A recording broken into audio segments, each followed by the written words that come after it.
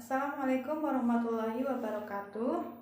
Saya Lina Gustiana, NIM 1901040013 dari Prodi PPSI 3A. Di sini saya akan menyampaikan materi pragmatik yang merupakan tugas UTS yang meliputi yang pertama adalah hakikat multidisipliner dalam pragmatik.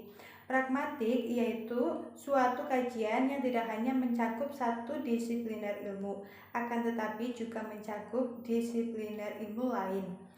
Pragmatik adalah cabang dari ilmu linguistik yang membahas mengenai penggunaan makna suatu kata, frasa, ataupun kalimat yang didasari oleh konteks luar bahasa dan maksud tertentu, berupa faktor sosial, tempat dan waktu berbicara, siapa saja yang terlibat, tujuan, bentuk ujaran, dan lain-lain yang mempengaruhi penggunaan dan pemaknaan kata. Contohnya yaitu kata, Pak Rizky meminta izin buang air kecil di belakang.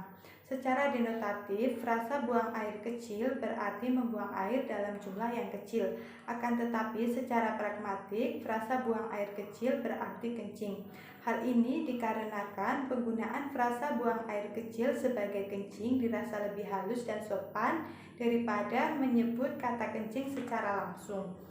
Pragmatik juga mempunyai hubungan dengan disiplin ilmu lain, yaitu pragmatik dengan semantik dan pragmatik dengan sosiolinguistik. Yang selanjutnya adalah tindak tutur dan implikatur. Yang pertama adalah tindak tutur.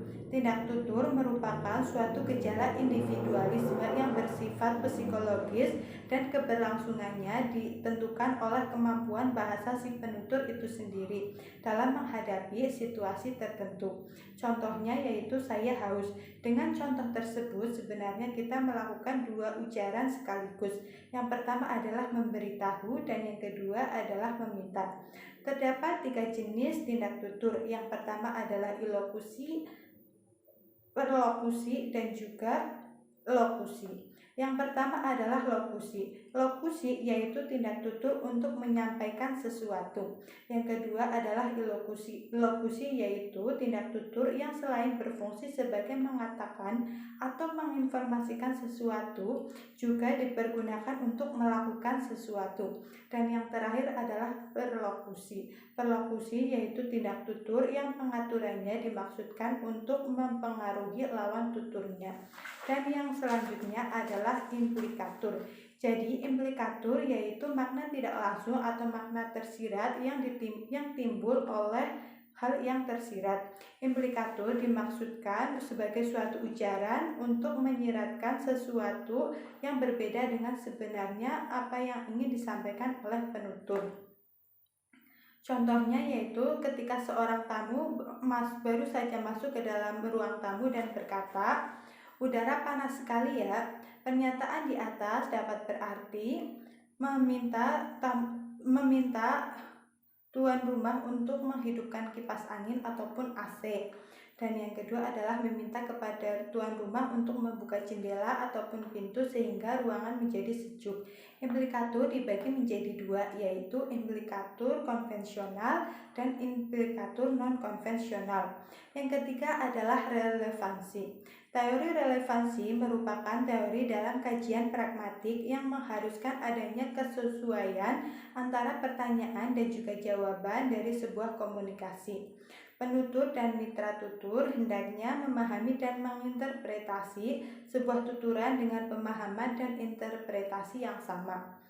Yang keempat adalah dieksis. Dieksis merupakan istilah-istilah yang mencakup ungkapan dari kategori gramatikal yang memiliki keragaman yang sama seperti kata ganti dan juga kata kerja, menerangkan mengenai entitas dalam konteks sosial, linguistik, dan ruang waktu ujaran yang lebih luas lagi. Terdapat 4 dieksis. Yang pertama yaitu dieksis orang dan sosial, dieksis waktu, dieksis tempat, dan juga dieksis wacana. Contoh dari dieksis yaitu I want to leave now, saya ingin pergi sekarang. Kita mungkin tidak akan mengerti maksud dari ujaran ini tanpa mengetahui referen dari kata ganti orang pertama, yaitu I. Yang kelima adalah praanggapan. Praanggapan merupakan kategori fenomena pragmatik lebih lanjut yang lebih signifikan lagi. Secara umum, praanggapan adalah asumsi-asumsi atau referensi yang tersirat dalam ungkapan-ungkapan linguistik tertentu. Contohnya yaitu, the doctor managed to save the baby life. Dokter berhasil menyelamatkan nyawa sang bayi itu. Dari contoh di atas, dokter diasumsikan berusaha menyelamatkan nyawa sang bayi. Selain itu, asumsi ini bersifat tersirat dari makna kata kerja manage yang berarti berhasil. Yang keenam atau yang terakhir adalah teori makna.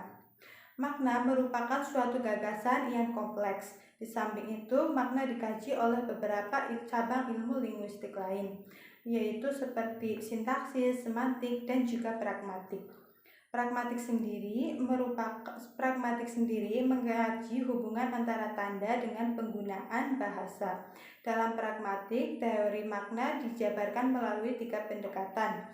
Ketiga pendekatan itu yaitu simbol dalam bahasa yang dilihat dari yang pertama adalah pendekatan referensial atau makna dalam dunia atau entitas dalam dunia luar.